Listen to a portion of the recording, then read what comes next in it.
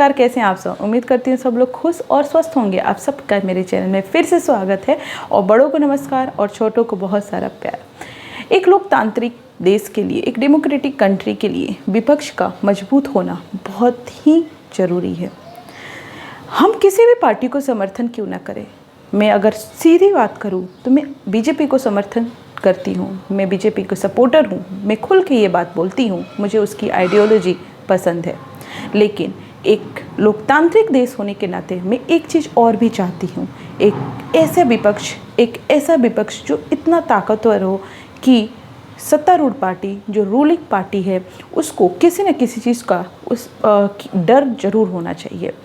तो कांग्रेस की अगर अभी विपक्ष में है, लेकिन जिसका ये अगर कांग्रेस की मैं पास्ट देखूं और कांग्रेस की स्थिति देखूं तो मुझे लगता है कि भारत को एक मजबूत विपक्ष नहीं मिल पाया और वो काफ़ी अरसे हो गए।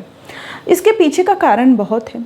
इसके पीछे का कारण कि कांग्रेस किस तरीके से, आपका हारना कोई मैटर नहीं करता, हार जीत एक पार्ट होता है, लेकिन हार अगर बहुत ज़्यादा डिफरेंस से हो, आप टक्कर दे के हारे, उसका कुछ अलग ही मज़ा होता है।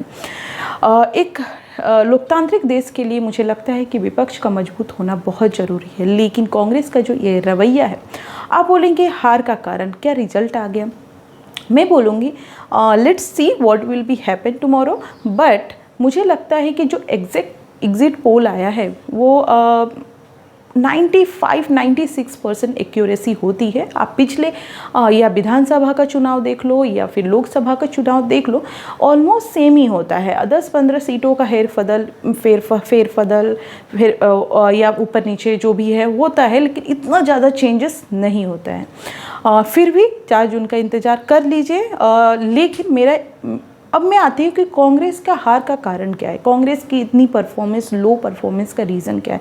पहला रीज़न तो मैं बोलूँगी हमारे देश में हमारा धर्म, सनातन धर्म ही सब कुछ है, हमारी आस्था हमारा प्रतीक है। उसके खिलाफ कांग्रेस का बोलना, उनसे खिलाफ जो पार्टियाँ बोल रही उनका साथ देना, तो आप किसी के आस्था और किसी के विश्वास को ठेस पहुंचाओगे तो वो कभी आप पे विश्वास नहीं करेगी, पहला।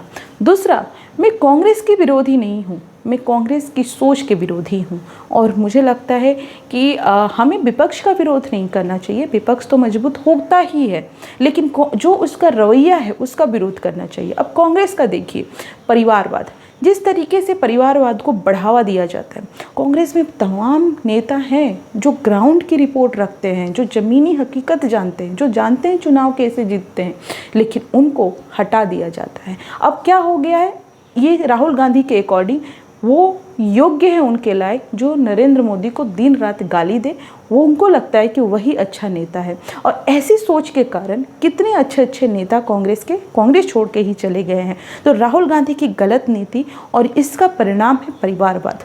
आप राहुल गांधी को क्यों आगे बढ़ा रहे हैं? कांग्रेस में बहुत सारे नेता हैं, उनको आगे बढ़ाइए। ऐसा कहाँ है कि कांग्रेस गांधी फैमिली की ही है, नेहरू फैमिली की है? ये सोच हटाना पड़ेगा। जब तक आप परिवारवाद को ख़त्म नहीं करेंगे तब तक आप कांग्रेस का यही हाल रहेगा और ये आप देखते चले जाइए। तीसरा मैं बोलना चाहूँगी, पुरानी सोच। कांग्रेस रोजगार का मुद्दा तो उठाई, लेकिन जो सोच रखी कि हम सरकारी नौकरी दे करके रोजगार पैदा करेंगे, ये सोच उसको हरा रही है। आपने मुद्दा उठाया, ठीक है, आपने रोजगार का मुद्दा उठाया, ठीक है, और उठाना भी चाहिए, लेकिन आपने कुछ नया सोच तो नहीं दिया। आप कितनों को सरकारी नौकरी दे करके रोजगार दोगे, मुझे बताइए। कितने परसेंटेज ऑफ पीपल सरकारी नौकरी कर रहे हैं, आप मुझे बताइए। आप क्या सरकारी नौकरी की वैकेंसियाँ निकाल करके आप रोज़गार दे सकते हैं क्या? तो ये पुरानी सोच कि आप सरकारी नौकरी देंगे, आपको कुछ और लेकर आना चाहिए था। आपको इंडस्ट्री की बात करनी चाहिए थी, आपको रोज़गार की बात करनी, आपको बिजनेस की बात करनी चाहिए। एक नए लेवल से आपको ये सारी चीज़ों को आगे बढ़ाना चाहिए ताकि उसमें अगर आप इंडस्ट्री की बात करते हो इस तरह के रोज़गार ग्रो करवाने के लिए, तो उसमें आप हर लेवल के लोग आपसे जुड़ेंगे। अब सरकारी नौकरी की बात कर, कितने परसेंटेज ऑफ लोग हैं जो सरकारी नौकरी की प्रिपरेशन कर रहे हैं, अब मुझे बताइए। तो आपने रोजगार का मुद्दा उठाया, लेकिन कितने परसेंट लोगों को कवर किया, ये सोचने की बात है। तो ये आपका फेल रहा रोजगार का मुद्दा। इसके बाद ना समझ लोगों का साथ, उसका सबसे पहले एग्जाम्पल दूंगी कन्हैया कुमार। ऐसे तो बहुत लोग होंगे, लेकिन मैं एक कन्हैया कुमार जो आजकल बहुत ही सोशल मीडिया पे चर्चित रहते हैं, कन्हैया कुमार जैसे लोगों का साथ देना। कन्हैया कुमार का क्या है, कुछ नहीं, उनको कुछ भी नहीं पता। अभी उत्तरी पूर्वी दिल्ली से वो चुनाव हार रहे हैं, ये उनको भी पता है, सबको पता है, लेकिन बेमतलब की बकवास करना, बस माइक मिल जाना, चिल्लाना है गला फाड़ करके, और क्या करना है उसमें, मोदी की बुराई। आपने सॉल्यूशन की तो बात ही नहीं की, सिर्फ एक काम किया, बुराई बुराई बुराई। ठीक है, तो आप ऐसे लोगों को साथ जोड़ रहे हैं जिनका काम सिर्फ बुराई करना है, और उसको लगता है, और फिर आपको लगता है कि ये बड़ी अच्छा नेता है। भाई, चुनाव जीतने के लिए किसी की बुराई करने की ज़रूरत नहीं है। चुनाव जीतने के लिए आपको लोगों से जुड़ना ज़रूरी है, अब लोगों को समझना ज़रूरी है, ग्राउंड पे जाना ज़रूरी है।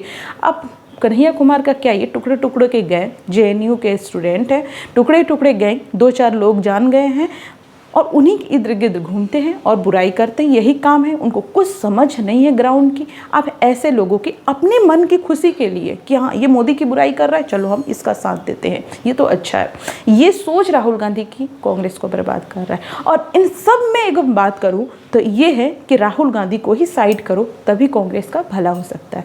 आपका क्या ख्याल है, मुझे कॉमेंट करके ज़रूर बताएं। थैंक यू सो मच, मिलते हैं नेक्स्ट वीडियो में।